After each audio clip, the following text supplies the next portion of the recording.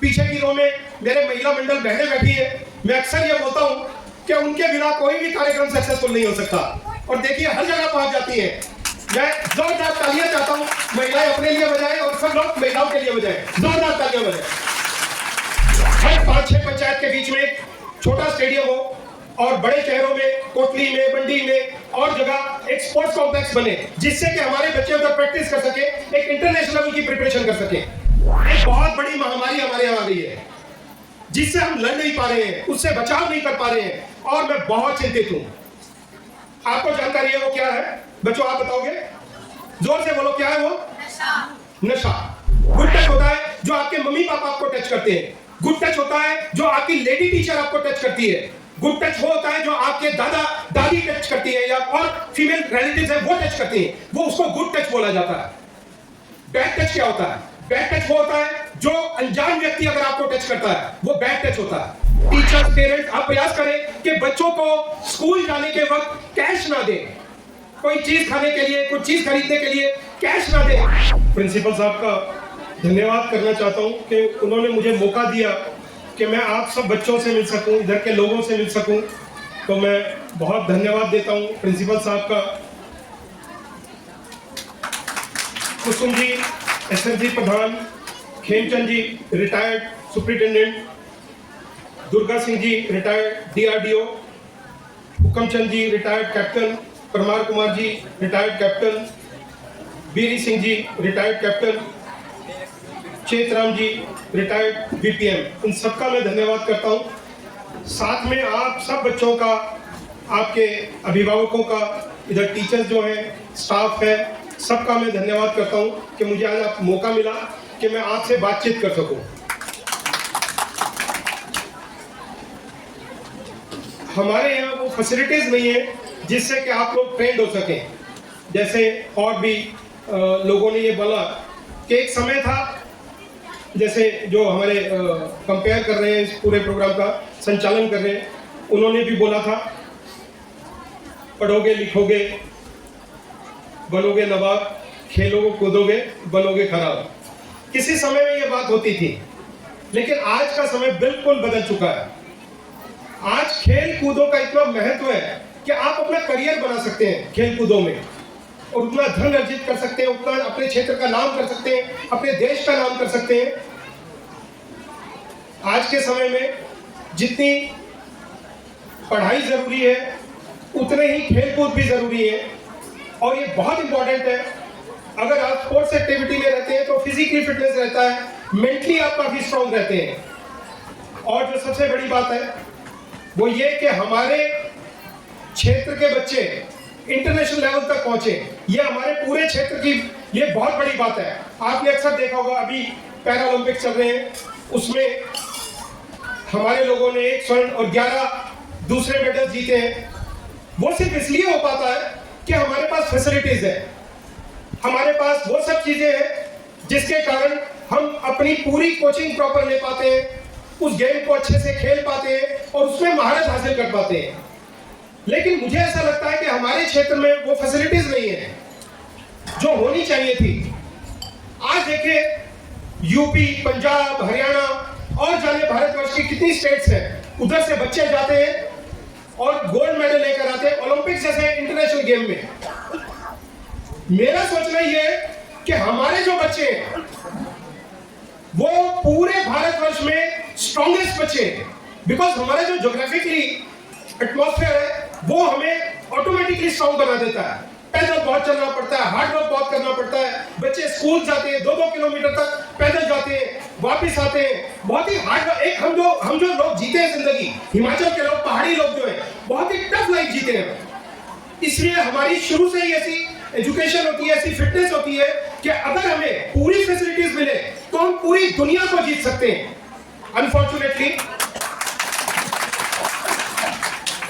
Unfortunately किसी ने इस विषय में ध्यान नहीं दिया, पर मैं चाहता हूं कि मैं हमारे सब लोगों का ध्यान आकर्षित करूं और अपने बच्चों को उस बुलंदियों तक पहुंचाऊं। स्पोर्ट्स की बात कर रहा हूं मैं, कि हमारे यहाँ के बच्चे जो है ओलंपिक्स में जाए। आप देखिए कितनी बड़ी बात है, हम में से ही, आप में से ही कोई बच्ची किसी इवेंट में, किसी स्पोर्ट्स में ओलंपिक्स लेवल पे जाती है और गोल्ड मेडल ब्रॉन्ज मेडल जीत कर आती है, कितनी बड़ी बात होगी। बोला जाएगा, पूरी दुनिया में चर्चा होगी। भारतवर्ष में हिमाचल प्रदेश में सदर्न क्षेत्र में कोट टुंगल, कितनी बड़ी बात है हमारे लिए, बहुत बड़ी बात है हमारे लिए। मेरा यह प्रयास है कि मैं इसके लिए अपनी लड़ाई लड़ूंगा, ज्यादा से ज्यादा आपके लिए ऐसी जगहें बन सके, स्पोर्ट्स कॉम्प्लेक्स बन सके जिधर आपको वर्ल्ड क्लास फैसिलिटी मिले, आप लोग कोचिंग ले सके, इंटरनेशनल लेवल के कोचिंग ले सके। हमारे यहाँ के कोच भी बहुत काबिल है, लेकिन सबसे बड़ी दिक्कत जो है वो फैसिलिटीज नहीं है, वो इक्विपमेंट नहीं है, वैसे ग्राउंड नहीं है। ये सबसे बड़ी हमारी समस्या है। आज से अगर हम शुरू करते हैं कि हमें करना है और सामूहिक प्रयास करते हैं, तो आने वाले समय में आने वाले जो बच्चे भविष्य में बड़े होंगे, वो उनके लिए एक बहुत बड़ा प्लेटफॉर्म, एक बहुत ही स्ट्रॉन्ग प्लेटफॉर्म बन पाएगा। इसके लिए मैं कार्यरत हूं और मेरा प्रयास है कि हर जगह, हर 5-6 पंचायत के बीच में एक छोटा स्टेडियम हो और बड़े शहरों में, कोटली में, मंडी में और जगह एक स्पोर्ट्स कॉम्प्लेक्स बने, जिससे कि हमारे बच्चे उधर प्रैक्टिस कर सके, एक इंटरनेशनल लेवल की प्रिपरेशन कर सके। मेरा ये सोचना है और आप लोगों को इसमें मेरा साथ देना है। सब लोगों को, बच्चों को भी, बड़ों को भी, सब लोगों को मेरा साथ देना है।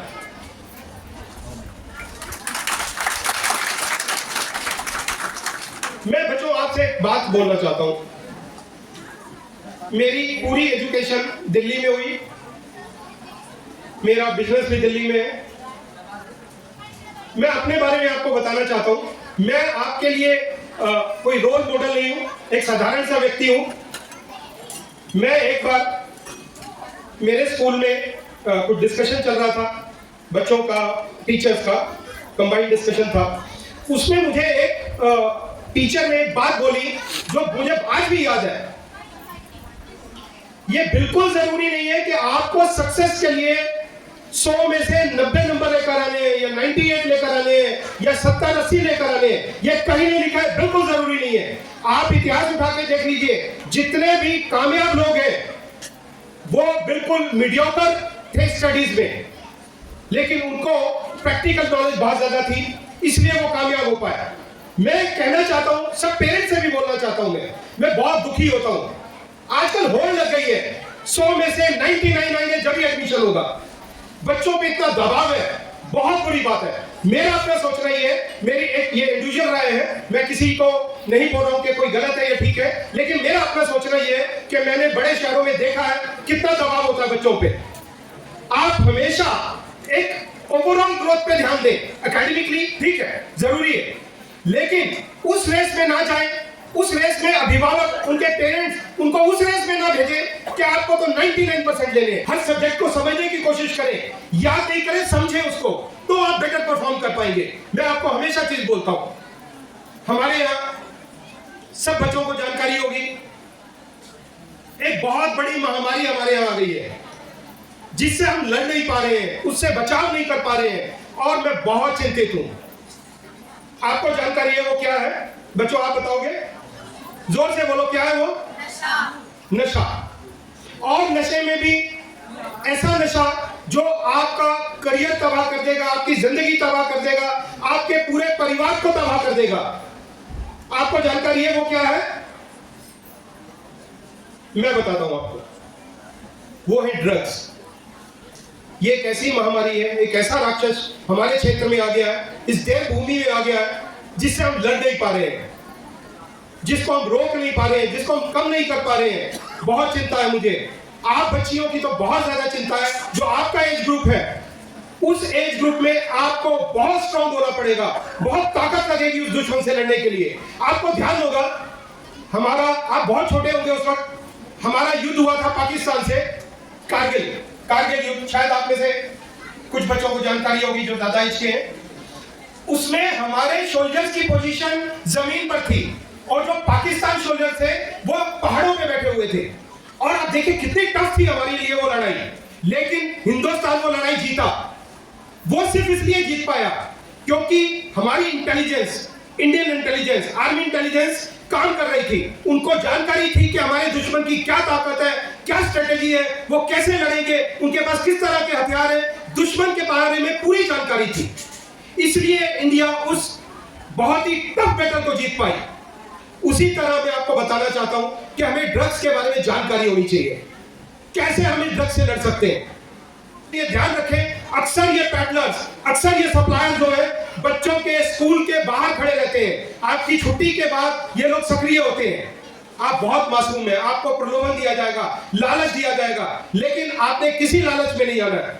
आपको ध्यान होगा, मेरे वक्त में ये बातें होती थी, मुझे अब जानकारी नहीं है कि आपको बताया जाता, हमारा क्षेत्र है भी अच्छा, उस तरह से बच्चियों को दिक्कत नहीं है, पर शहरों में बताया जाता था, हमारे टीचर बताते थे, हमारे पेरेंट्स बताते थे। इस दुनिया में दो टच होते हैं, दो तरह के टच होते हैं, एक होता है गुड टच, एक होता है बैड टच। आप बच्चियों के लिए ये बहुत ही जरूरी है समझना। बैड टच होता है, गुड टच पहले मैं बताता हूं। गुड टच होता है जो आपके मम्मी पापा आपको टच करते हैं। गुड टच होता है जो आपकी लेडी टीचर आपको टच करती है। गुड टच वो होता है जो आपके दादा दादी टच करती है या और फीमेल रिलेटिव्स है वो टच करती है, वो उसको गुड टच बोला जाता है। बैड टच क्या होता है? बैड टच वो होता है जो अनजान व्यक्ति अगर आपको टच करता है, वो बैड टच होता है। आपको कोई भी ऐसा व्यक्ति आपकी जिसकी जानकारी नहीं है, जिसको आप जानते नहीं है, वो अगर आपको टच करता है या कोई मेल, कोई पुरुष आपको टच करता है, उसे बैड टच बोलते हैं। आपको ये जानकारी है? Good, very good. यही हमें देखना है कि क्या बुरा है, क्या ठीक है समाज में। हमें उस ड्रग्स से बचना है।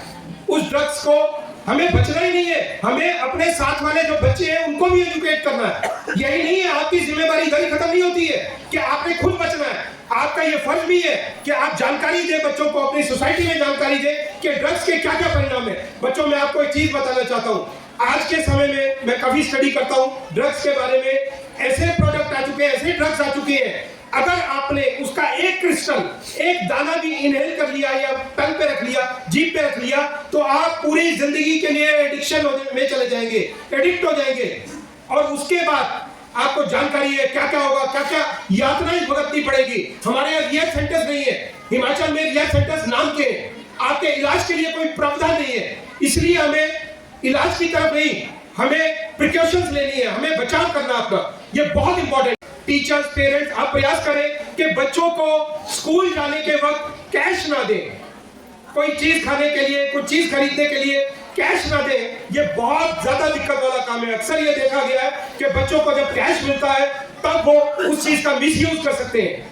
इसलिए टीचर्स का भी ये दायित्व बनता है कि बच्चों को चेक करें, अगर कहीं शक है कोई बच्चा कैश कैरी कर रहा है तो उससे वो कैश लेके उनके माता पिता को भिजवा देते थे। सब उस वक्त जब मैं आपकी एज का था तो बोलते थे कि बच्चा पढ़ लिख जाए, शादी ब्याह हो जाए, नौकरी लग जाए तो समझो गंगा नाली। आपको शायद ये जानकारी नहीं होगी, पर जो उम्र के बड़े हैं, महिलाएं कुछ हंस रही हैं, शायद उनको जानकारी है। सहेलियों को दे सकते हैं, अपने फ्रेंड्स को दे सकते हैं, दोस्तों को दे सकते हैं, उससे ज्यादा तक लोगों को वो जानकारी पहुंचाए, जिससे कि हमारे समाज में एक चिट्टा रहित समाज बन सके, हमारा क्षेत्र चिट्टा रहित क्षेत्र बन सके। मैं यही कहना चाहता हूँ। एक और विषय है जिसमें मैं आपको बताना चाहता हूँ कुछ। आप, मुझे ऐसा लगता है आप 13, 14, 15, 16 इस एज ग्रुप में है, आप सारी बच्चियां। कुछ समय बाद आपको एक और बहुत बड़ा अधिकार मिलने वाला है। आपको जानकारी है वो क्या अधिकार मिलने वाला है आपको? जी, मतदान का। बिल्कुल, मतदान का अधिकार मिलने का मतलब क्या समझते हैं आप? आपको जानकारी है? आपको हमारे देश, प्रदेश और क्षेत्र के भविष्य बनाने का आपको हक मिलने वाला है। ये बहुत बड़ी बात है आपके लिए, ये बहुत बड़ी बात है। आपको जागरूक बनना है, आपको वो सब चीजें करनी है जो आपके क्षेत्र के लिए अच्छी हैं, आपके भविष्य के लिए अच्छी हैं, आपके बुजुर्गों के लिए, आपके दादा दादी के लिए अच्छी हैं, आपके पेरेंट्स के लिए अच्छी हैं। आपको बहुत अच्छे ढंग से इवेलुएट करना है, आपको समझना है कि आपके वोट की कीमत क्या है। आने वाले समय में आप ही में से कोई पॉलिटिशियन बनेगा, एडमिनिस्ट्रेशन में जाएगा और कई पोस्ट पे जाएगा, टीचर्स बनेंगे। मेरा सिर्फ ये कहना है कि जागरूक बने। आज अगर आप जागरूकता से चलते हैं तो आपका भविष्य उज्जवल होगा और हमेशा आप सक्सेस हो पाएंगे। हमेशा वो करिए, वो बिजनेस करिए, वो काम करिए जिसमें आपका इंटरेस्ट हो। मैं आपको गारंटी देता हूं सक्सेस निश्चित है। अगर आपका जिस चीज में इंटरेस्ट है उसी को अपना प्रोफेशन बनाएं। ये बहुत जरूरी है, पेरेंट्स भी समझे, बच्चे भी समझे, ये बहुत अत्यंत आवश्यक है।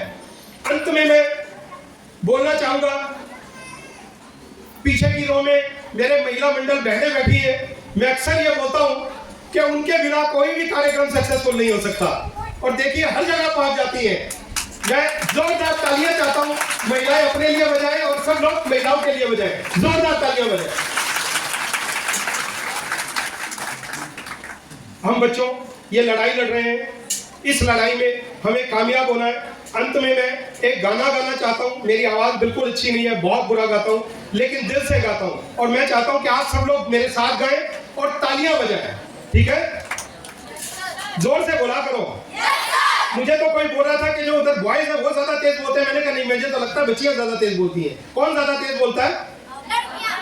अच्छा, फिर भी ऐसा बोल रही है, चलिए कोई बात नहीं, जोर से करना है आपको, बॉयज के साथ कंधे से कंधे मिला के हर फील्ड में आगे बढ़ना है, ठीक है ना? गुड। पहले मैं गाऊंगा, प्रयास करें मेरे साथ ही गाएं, तालियां बजाएं सब लोग, बच्चे तो बजाएंगे, मैं चाहता हूं कि अभिभावक, महिलाएं, टीचर्स, सारा स्टाफ और जो पीछे स्लैब में बैठे हैं लोकल निवासी वो भी बजाएं। मैं सबसे आग्रह करूंगा, मेरी आवाज पे मत जाना, उस गाने पे जाना। भारत माता की जय हिमाचल, जय कोटुंगल। धन्यवाद, thank you so much. YouTube पर हमारे चैनल को सब्सक्राइब करें और रेगुलर अपडेट के लिए बेल आइकन दबाएं।